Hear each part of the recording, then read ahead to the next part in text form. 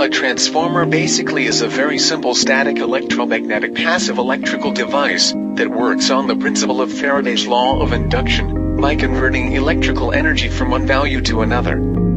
Its basic structure consists of two coils and an iron core. Lamination is usually done to the iron core to reduce eddy current loss.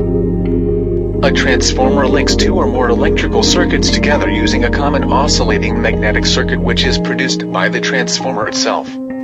A transformer operates on the principles of electromagnetic induction, in the form of mutual induction. Transformers are capable of either increasing or decreasing the voltage and current levels of the supply, without modifying its frequency, or the amount of electrical power being transferred from one winding to another via the magnetic circuit. The difference in voltage between the primary and the secondary windings is achieved by changing the number of coil turns in the windings.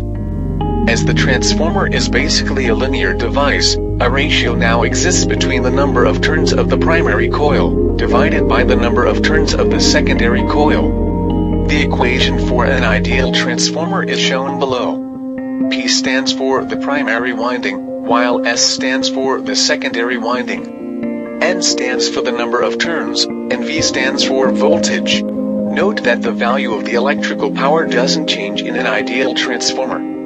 Without considering the principle of conservation of energy, have you ever wondered that why a transformer's efficiency cannot exceed 1? This phenomenon is because of different losses. Due to variation in magnetic flux, eddy currents are induced on the surface of iron core, which in turn produce heating and therefore reduce the amount of power to the secondary coil. Each time the direction of magnetization is reversed, some useful energy is wasted in overcoming internal friction. This is known as hysteresis loss, and it also produces heating in the core.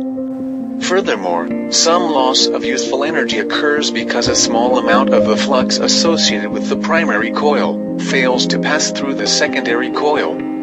The most important factor of causing huge loss is the back electromotive force. When a pulse of input power is delivered to the primary winding, it creates a magnetic flux which passes around core of the transformer, passing through the secondary winding and back to the primary again as shown by the blue arrows.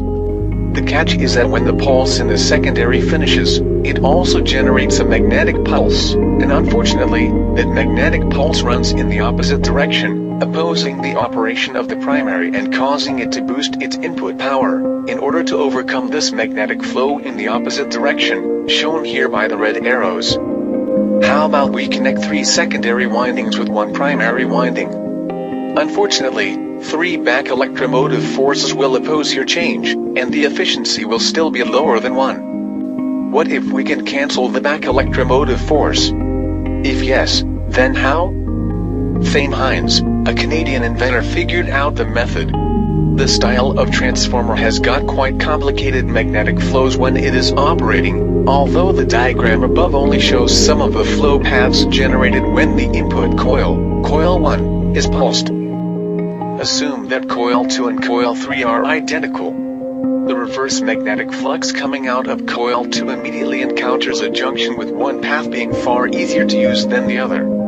As a result, the vast majority of that magnetic flow follows the broad path, and only a small percentage flows through the narrow path. The broad path flow meets and is opposed by an identical large flow coming from coil 3, and those flows effectively cancel each other out.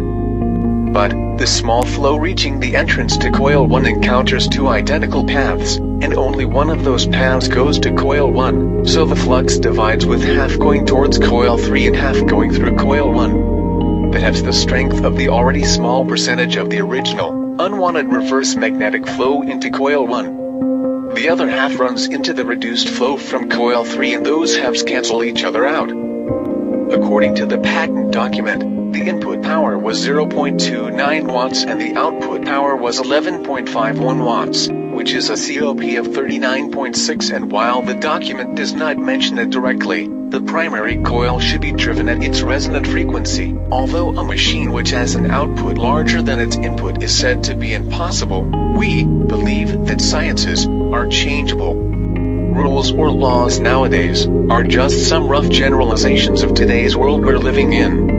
Who can can ensure that they are always correct. So what we can do, or have to do, is to think different. Subscribe to our channel. And press the link below to like our Facebook page, Perpetual Magnetic Motor Development. Our next episode will be about electronics basics, teaching you the basic electronics for an inventor. See you on the next episode.